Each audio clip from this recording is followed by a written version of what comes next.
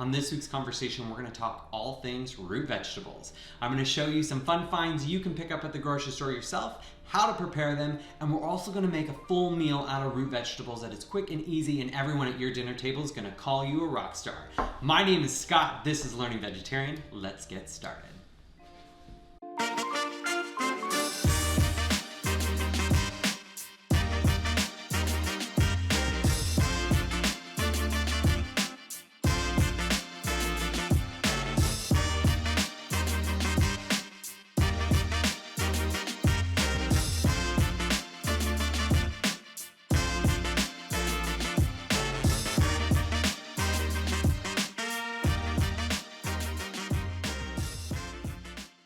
For this week's conversation, I wanted to talk around root vegetables because right now, the way that farming's happening, we are in between seasons. And if you remember, about 2 weeks ago, we had a big snowstorm across the country, which can put some kind of pauses on farmers planting their crops and getting those ready for the season.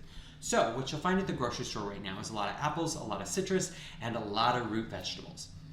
I thought for this episode, what I thought we could do is walk through some of the root vegetables that you're going to find in the grocery store, and I'm going to show you what you can actually do with them.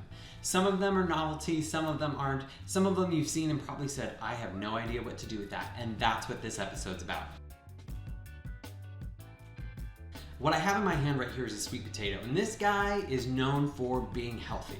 It's high percentage of vitamin A. It actually provides potassium. It's good for your eyes. It's good for your skin. This guy, once a day, is going to be so good for you. The sweet potato is an easy vegetable that can be easily diced up. You can fry them, you can mash them, you can bake them, you can roast them. A sweet potato is amazing. Beets are pretty incredible. To be honest with you, they're one of my favorite vegetables, and whether they're golden beets or red beets, you're actually going to find an amazing flavor every time. What's crazy about these guys, about beets, is that we actually started cultivating them in early 2000 BC.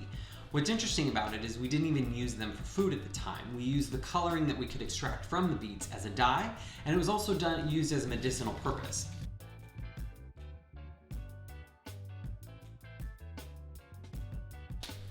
Okay, these guys are delicious. These are what you call rainbow carrots, and they're called rainbow carrots because they come in multiple colors. And as you can see here, we've got a white carrot, an orange carrot, and a purple and almost a blue colored carrot. These are beautiful.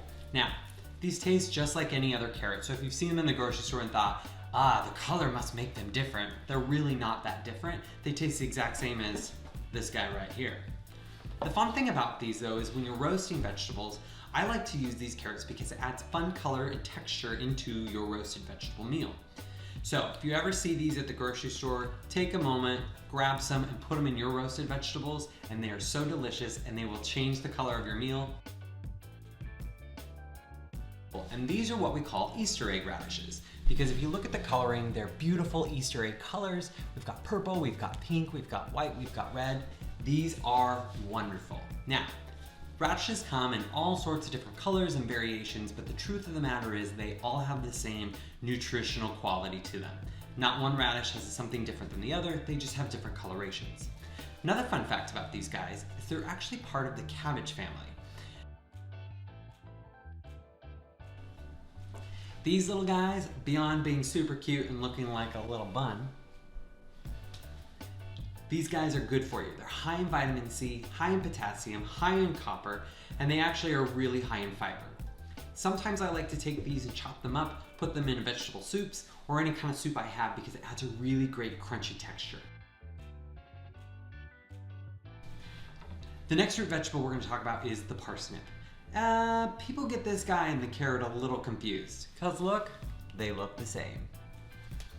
In early literature, people confused these for carrots, and actually parsnips were used for their sweetness. If you can eat these whole like a carrot, they're just a lot sweeter than a carrot. Today's meal, I'm going to take all of these and turn it into one amazing meal, but it's going to be done in 3 parts. So the first part, we're going to get the vegetables ready to be roasted in the oven, which means that we have to boil our beets, we have to skin our carrots, chop everything up, stick it in the oven, and get it ready to go. The second part is we're gonna make a sweet potato mashed potatoes with garlic. It's gonna be delicious, and the savory flavor of the bitterness and the sweet of the potatoes you're gonna love. For the third part, we're gonna make a turnip and parsnip puree.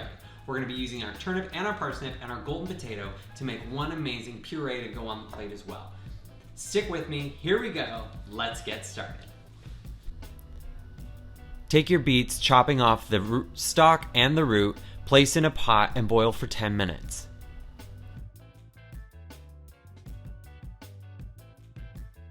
After 10 minutes, carefully place the beets into an ice bath. Let sit for about 5 minutes or cool to the touch. Using a paper towel, just gently wipe the beets and you'll find that the skins come right off. Wipe off all of the skins and set the beets aside.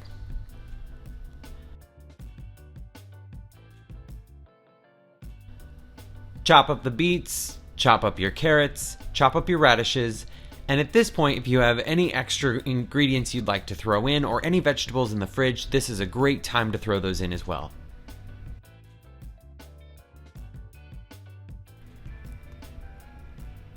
Toss with olive oil, salt and pepper, or any spices you'd like.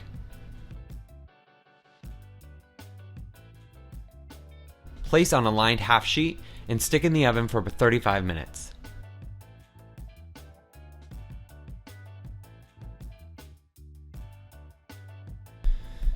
For the mashed sweet potatoes, we're going to use 2 sweet potatoes and 3 cloves of garlic.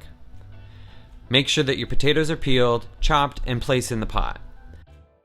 Smash and peel your garlic and also place in the pot. Fill with water and boil until soft.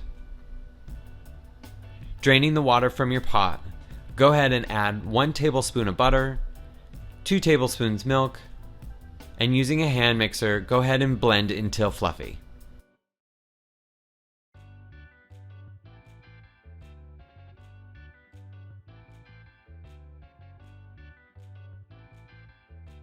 For the root vegetable puree, we're going to take our turnip, our parsnip, and our golden potato, chop them up and put them into a pan, and we'll boil these until they're soft.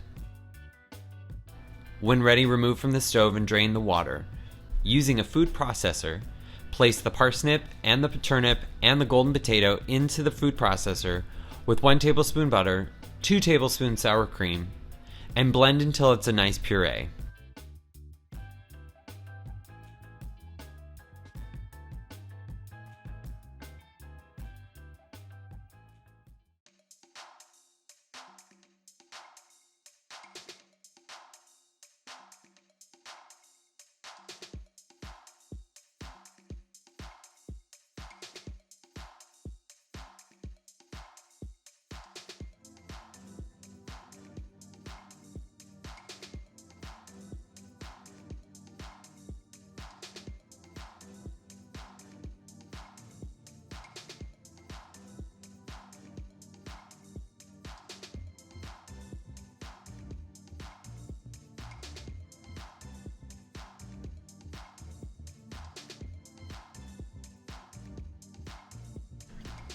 Alright, we have made an amazing meal made only from root vegetables. It is so delicious, you're going to be a hit.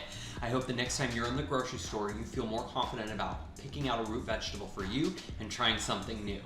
Take this recipe, make it your own. My name is Scott, this is Learning Vegetarian. Until next time.